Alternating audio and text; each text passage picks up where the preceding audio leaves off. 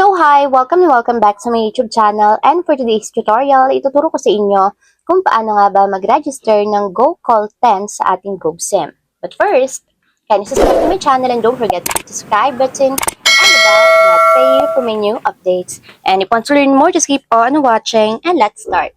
So ayan guys, for today's video mula sa ating mobile phone, pumunta lang tayo sa dial ng ating device. And dito guys, sa dial lang natin is *143, number sign or hashtag, and then call.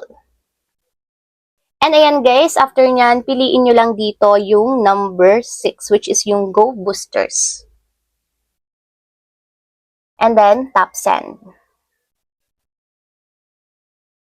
And ayan guys, piliin nyo naman dito yung number 5, which is yung more.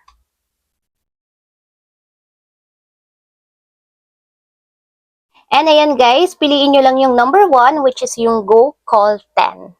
So, type natin yung number 1 and then tap send.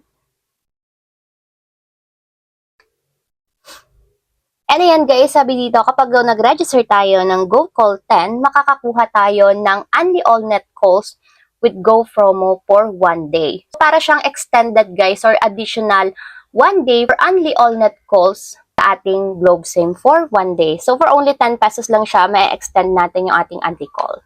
So para ma-subscribe guys, type nyo lang yung number 1 and then tap send.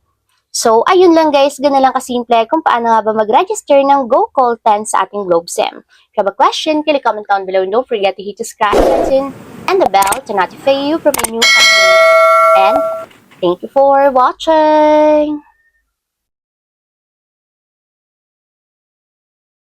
Living life, every day, late at night, not okay.